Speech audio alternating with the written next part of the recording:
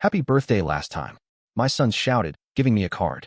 Inside, it said, "You're not our real dad." Mom showed us a photo of our real father. I stared at my wife. Her face was blank. It's true. And he's coming over tonight. The doorbell rang. I heard my partner's warning buzz on my phone. Then it began. "Open it, Dad." Max's face was lit up with excitement, and Dylan leaned forward, watching me tear at the blue and silver wrapping paper. The card was handmade, construction paper folded in half with scribbled drawings of stick figures and "Happy Birthday" written in bubble letters. I smiled at first. I really did. That little bubble of warmth swelled in my chest. My boys, always creative. But then I opened the card. Inside, taped neatly, was a photograph of a man I didn't recognize. Early 40s. Strong jaw. Smiling like he had a secret. And below the photo, scrawled in pencil in Max's handwriting, "We met our real dad." The world went quiet. My hand froze midair, still holding the card. The words hit me like a punch to the gut, sharp and immediate. For a moment, I didn't speak. I just stared at the picture. That smile.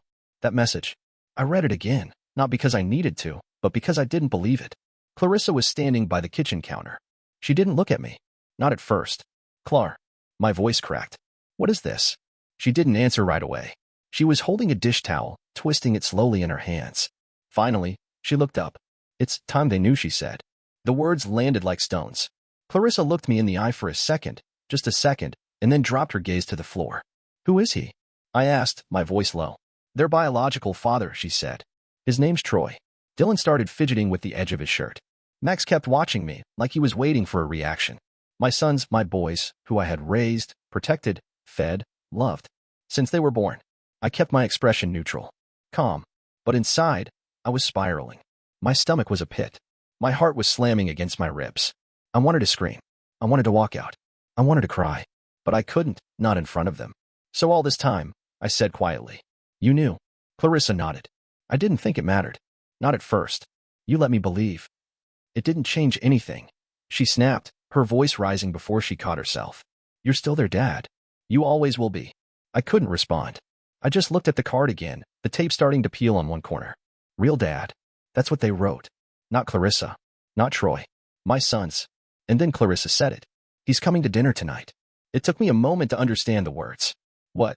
He wants to meet them. Properly. He's on his way. For a long time, none of us spoke. I could hear the hum of the refrigerator. A bird chirping outside the kitchen window. Max tapping his fingers nervously on the table. I stood up slowly. My hands were steady, but only because I forced them to be. I looked at my sons, then at Clarissa. "Set another place," I said.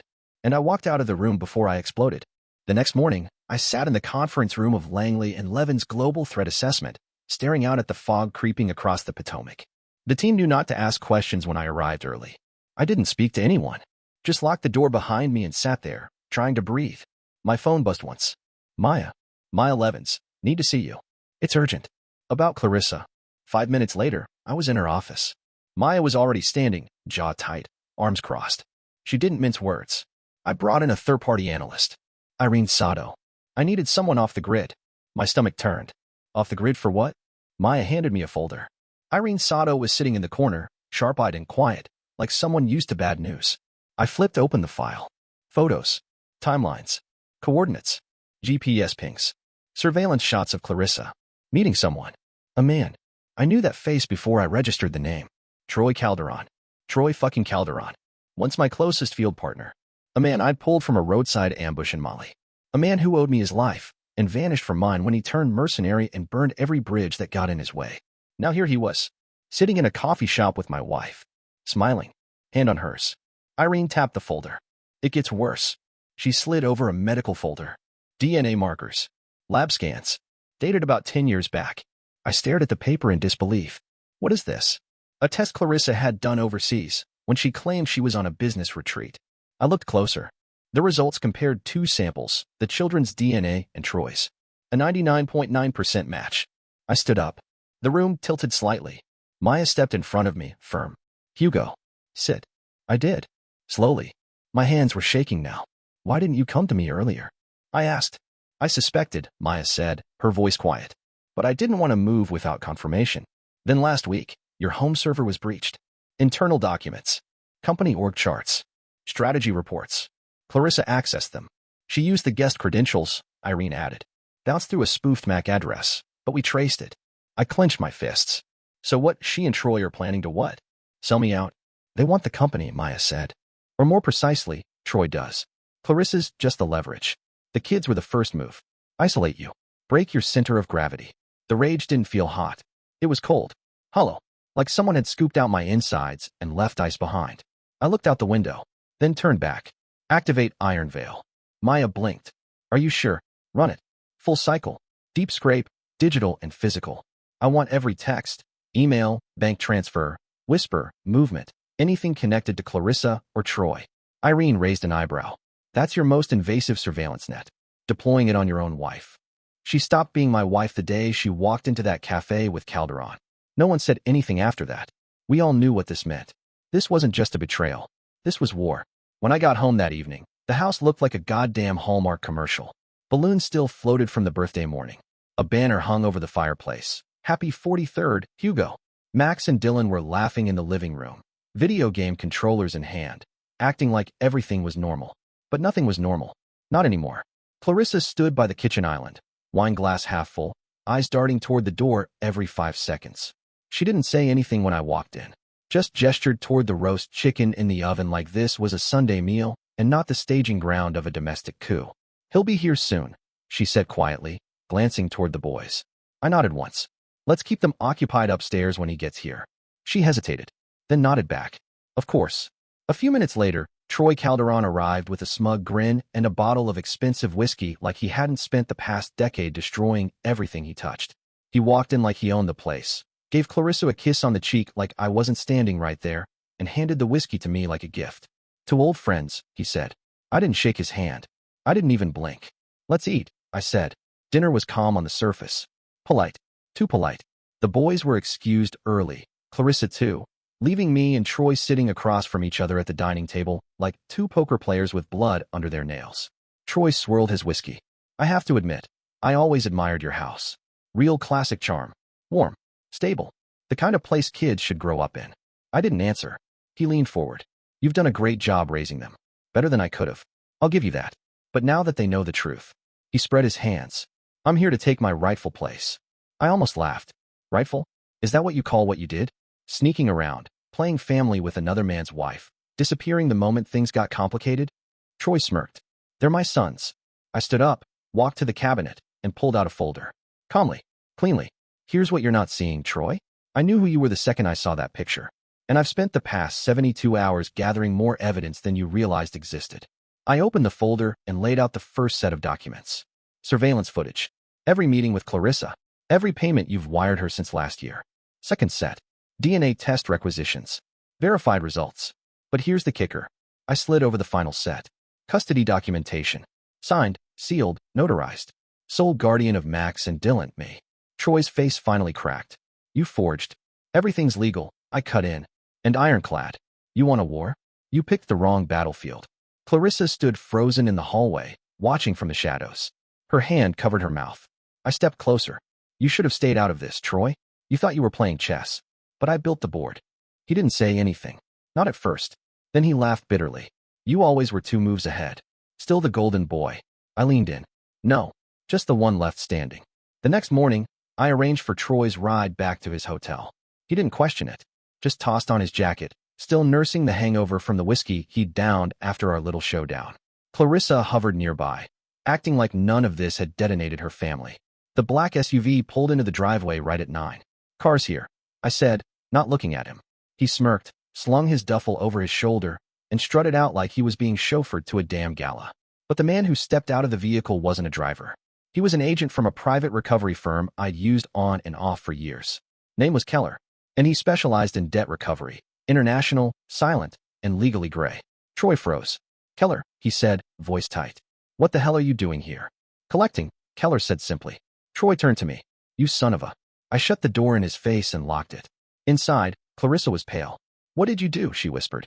I walked into the living room, grabbed the folder Maya had couriered over at dawn, and dropped it on the coffee table. Want to know what I've been doing while you were playing house with a disgraced mercenary? I've been digging. I flipped open the folder and pointed. Wire transfers. Messages. Voice memos. Everything between you and Troy. And here, look, proof you siphoned money from our shared accounts into an offshore slush fund. Her voice cracked. That wasn't what it looks like. Don't, I said. Don't insult either of our intelligence. She tried to sit down. I kept standing. I've filed for emergency custody lock-in. It'll trigger a legal freeze on all custody negotiations until the courts assess psychological fitness. I also hired Dr. Halston. Her eyes widened. A psychologist? You're evaluating me? No, I said, coldly. I'm safeguarding the boys. She clutched her robe tighter, trying to hold onto some illusion of control. I never meant for it to go this far. Troy was just supposed to eat. To what? I snapped. Show up, blow a hole in my life, and you two waltz off with the pieces? She didn't answer. Do you know what else I found? I stepped forward, voice dropping.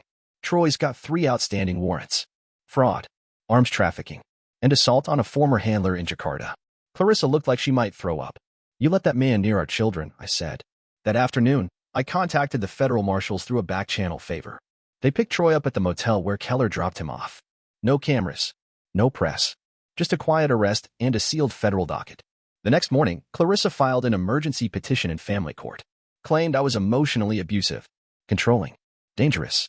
But I'd already filed preemptive psychological records, mine, hers, and the boys, through court-sanctioned therapists. The judge didn't even grant a hearing, just scheduled an evaluation and suspended her unsupervised visitation rights until further notice. Clarissa cornered me in the driveway that night, tears streaming down her face. I never wanted to hurt you, she sobbed. This got out of hand. I looked at her. No rage left. No pity either. You didn't just hurt me, I said. You used our sons as pawns.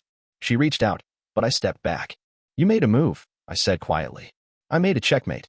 3 days later, Maya walked into my office with a file and a look I hadn't seen since our Beirut days. We found the real trigger, she said. It wasn't just Troy. She dropped the file onto my desk. The name on the top sheet hit like a slap. Gordon Price. I sat back in my chair. You're kidding. Wish I was. Real estate mogul. Private equity tentacles in everything from biotech to private defense. And guess who's been meeting with him every other week for the last 6 months? She pulled out surveillance photos. Clarissa, stepping out of a black town car, entering an upscale restaurant. Gordon waiting at a corner table. He doesn't need money, I muttered. So why me? Maya leaned against the edge of my desk. Because he wants your firm. I raised an eyebrow. He's been trying to expand his influence in national defense contracting. Your company's spotless record? Your clearance level? Those are gold. She opened a subfolder. He tried buying Langley and Levins through shell entities last year. We blocked it. Now we know why. He shifted to targeting you personally. I flipped through the papers. Property records. Shell Corp maps. And tucked between them, messages Clarissa had received. One stood out. You said you wanted out. This is how. Dismantle him slowly, and by the time he notices, you'll already be free and rich. I closed the folder. So she was manipulated. She was vulnerable, Maya corrected. But she made her choices. I nodded, eyes fixed on nothing. Price used her guilt, she added. Made her feel like she'd wasted her life. Gave her a plan. And Troy was the pressure valve. Someone familiar. Someone who could execute the Messier parts. I didn't say anything for a while. I just stared at my desk, memories flickering like a reel of film. Birthdays, anniversaries, Clarissa laughing in the kitchen with the boys, the guilt I never realized was hiding behind her smile. I don't think she knew how deep it went, I said quietly. No, Maya agreed. But Price did. He was counting on her breaking first. I stood, walked to the window. Rain was hitting the glass, soft and steady. I want everything we have on Gordon. Bank accounts, travel records, business meetings. If he sneezed in the last month, I want to know where and who handed him the tissue. Maya nodded. And Maya, I added, turning to her. Start prepping for offensive intel deployment. She gave me a thin smile. Already did. That evening, I found Clarissa sitting alone in the guest house, eyes red, posture deflated. She didn't look like the woman who tried to burn me to the ground. She looked like someone who realized the fire had spread too far. Gordon Price, I said. You knew the name? She nodded slowly. Not at first. But I knew something was wrong. By the time I wanted out, it was too late. You helped him try to destroy my company, I said. You gave him access. You gave Troy a way in. I was drowning, she whispered. And I thought he was offering a lifeline. I didn't respond. I just turned and walked out. Some tides you don't save people from. Not when they swim toward the storm on purpose. It was just after 9 a.m. when the knock came. 2 people stood at my front door, both in suits, holding clipboards and wearing badges around their necks. Clean cut, professional. Too calm. We're from Child Protective Services, the woman said. We need to speak with you regarding an urgent removal order for Max and Dylan Langley. My pulse spiked. I stepped outside, pulling the door closed behind me. On what grounds? I asked, my voice steady. The man beside her flipped open a file. An anonymous report, supported by psychiatric testimony and financial instability assessments. Court-stamped paperwork authorizing an emergency seizure. I held out my hand. Let me see it. They handed me a copy. At first glance, it looked official. All the right seals, formatting, language. But I knew how the real documents read. The rhythm was off. The names were real, but the clerk's signature was wrong. Outdated. And the judge listed? Retired 2 years ago. Stay right here, I said. Don't move. Inside, I pulled out my phone and made a single call. Joe, said the voice on the other end. Colonel Sabine Cho, I said. I need a military-grade ID and document trace. Now, 2 CPS agents with forged orders are at my house. No hesitation. She hung up. 12 minutes later, an unmarked SUV pulled into the driveway. Sabine stepped out in full uniform. She walked past me without a word and approached the agents. Colonel Sabine Cho, she said, flashing a different kind of badge, one that made people sweat. These documents were flagged by a federal fraud tracker 2 hours ago. You're both impersonating officers of the court. The woman agent paled. The man tried to argue. We were given clearance. By who? Sabine demanded. We were dispatched. By who? She snapped. They didn't answer. Sabine looked at me. I need to take their IDs and do a background sweep. I nodded. Do it. The agents were escorted to the SUV. One of Sabine's tech officers pulled the CPS logo magnet off their rented car. Beneath it, a different sticker, an out-of-state home inspection firm. Fakes. Full-blown. Inside, I sat Max and Dylan down and explained, carefully, that someone had tried to trick their way into taking them. I didn't say who. Not yet. They didn't need more confusion. Just reassurance. By nightfall, I had filed a federal complaint and flagged the forged orders with the DOJ. Then I made arrangements. The boys were moved to a safe house outside Arlington, one of our old client retreats. Maya went with them. I had 4 layers of security set, facial ID entry, biometric locks, patrol drones. They were ghosts now. Off-grid. Clarissa watched from her car across the street as I loaded the boys into the armored SUV. I didn't wave. She didn't cry. But the moment she saw Sabine with them, armed, alert, unstoppable, her eyes filled with panic. She knew. This wasn't about custody anymore. This was survival. By the end of the week, Phase 2 was in motion. Maya and I worked out of the underground ops room beneath our Arlington office, a space reserved for black-level clients and the kind of mess that couldn't see daylight. We hadn't used it since Jakarta. But this called for surgical precision. Gordon Price's empire is stitched together with bribery, fake environmental assessments, and 24 shell companies laundering funds from private military kickbacks, Maya said, clicking through the screens. Let's cut the thread, I replied. We had it all. Emails, internal memos, fake bid packets, whistleblower recordings. Maya's team had even hacked a presentation Price was scheduled to give at a real estate summit in D.C. Press or prosecutors? Maya asked. Both, I said. Let the court convict him. But I want the world to see it first. That night, we initiated the data leak. Files sent to 3 journalists, 2 respected, 1 reckless. We wanted headlines and hashtags. Fire and fuel. By morning, hashtag price collapse was trending. News anchors read aloud excerpts from incriminating contracts. Anonymous sources came forward, claiming threats, bribes, blackmail. The FBI showed up at Gordon Price's summit halfway through his keynote speech. He was talking about transforming urban landscapes for the American future when they put him in cuffs. And just like that, he was done. Clarissa saw the news in the kitchen of the safe house where she'd been allowed a supervised visit with Max and Dylan. She dropped her coffee. Maya called me 30 minutes later. She's reaching out, she said.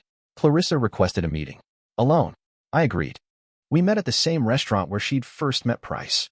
She was already seated when I arrived, dressed plainly, no makeup, no jewelry. Just a woman who looked 10 years older than when I last saw her. I want to cooperate, she said quietly. With prosecutors. You're hoping for leniency, I said. I'm hoping for decency, she corrected. I didn't know what he was really doing. I was angry. Confused. I didn't want you hurt. I just didn't know how to get out. I watched her carefully. No more lies. Not from her. Not today. I'll tell them everything I know, she continued. Dates, payments, meetings. I'll sign statements. Just don't keep the boys from me completely. I folded my hands. You'll get visitation. But it'll be supervised. Permanently. She swallowed hard. I'll take it. When I walked out, I texted Maya. Hugo. She flipped. Maya, Price's lawyers will throw her under the bus. Hugo, that's fine. She'll hand them the keys to his vault first. Price was formally indicted 2 days later. Multiple counts, conspiracy, fraud, obstruction, racketeering. His bond hearing was denied. Too risky. Too connected. He sat in federal custody, powerless, humiliated, untouchable. Clarissa testified. The court gave her a deal. No prison time, but she lost her claim to joint custody. She was allowed supervised visits under the care of a licensed monitor. I didn't attend the sentencing hearing. I didn't need to.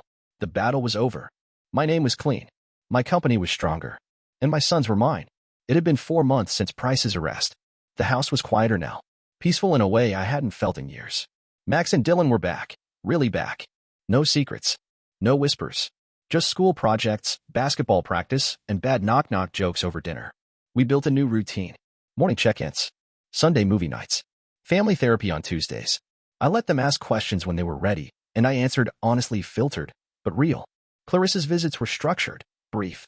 The boys were civil, but distant. They didn't call her mom anymore. Not yet. Maybe not ever. Langley and Levins was busier than ever. Our reputation had exploded after the Price fallout. We weren't just the firm that predicted risk anymore. We were the firm that survived it. High-net-worth families, CEOs, even international clients started calling. But I kept my name off the headlines. No press, no interviews. Just quiet work behind the scenes. That was always my strength. Operate silently. Win loudly. I kept Maya close. Promoted her to chief risk director. She deserved it, more than I ever did. One evening, just as I was locking up the office, I got a call on the encrypted line. A new client. High profile, overseas, sensitive. A kidnapping threat against a senator's child. Maya waited for my answer. I hesitated. You sure you want back in? She asked. This one's messy. Could drag on. I looked through the glass wall at the photo I'd hung over my desk, Max and Dylan, arms around each other at a baseball game, grinning like nothing bad had ever touched them. Then I nodded. Yeah, I said. Let's take it. That night, I told the boys over dinner. There's a family that needs help, I said. Someone's trying to hurt them, and I might be able to stop it. Max was the first to speak. Are you going away? Not for long, I said.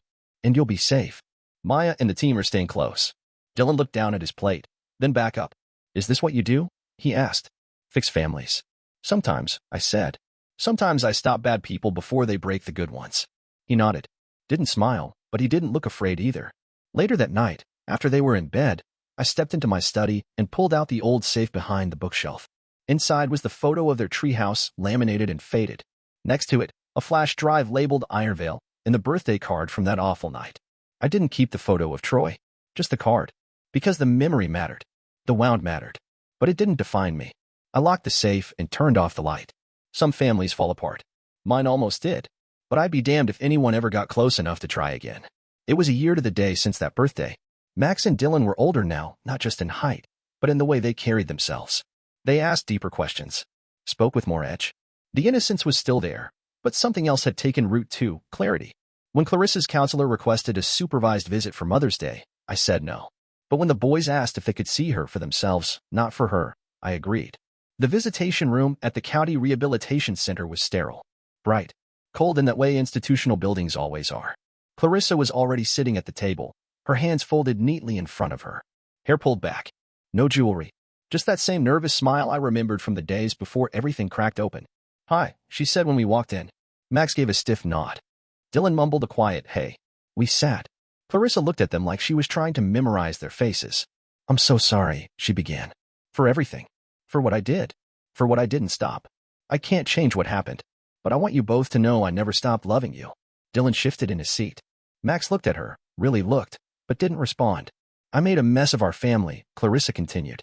And you didn't deserve that. Your dad. She looked at me. Your real dad held you together when I didn't. I said nothing. Max finally spoke. Why didn't you tell us sooner? Clarissa swallowed. I was scared. I thought I was protecting you. But I see now I was only protecting myself. Dylan leaned forward slightly. Are you going to come home one day? She blinked hard. That depends on a lot of things. But maybe, someday. If your dad agrees. And if you want that. The session ended quietly. No hugs. No tears. Just a shared silence that felt heavier than any words could fill. On the drive home, the boys were quiet. We crossed over the Potomac, the sun setting in the rearview, painting the sky in burnt orange and fading gold. Then Dylan broke the silence. Do you hate her? I didn't answer right away. No, I said finally. But some choices, they don't get undone. You live with them. You learn from them. And you make better ones. Max stared out the window. Dylan looked down at something in his lap. When we got home, Dylan handed me a card. Happy Father's Day, he said. I opened it in the hallway. Inside, in Dylan's crooked handwriting, were the words, "Thank you for being our real dad. Not by blood, not by biology, by choice, by everything that followed the breaking point." I didn't say anything, just wrapped an arm around both of them and pulled them in. Later that night, I tucked the card into the drawer in my study, beside the photo of their treehouse, the one we built the summer before everything fell apart, the one still standing. Some fathers are born, some are made, and some are chosen, one broken piece at a time.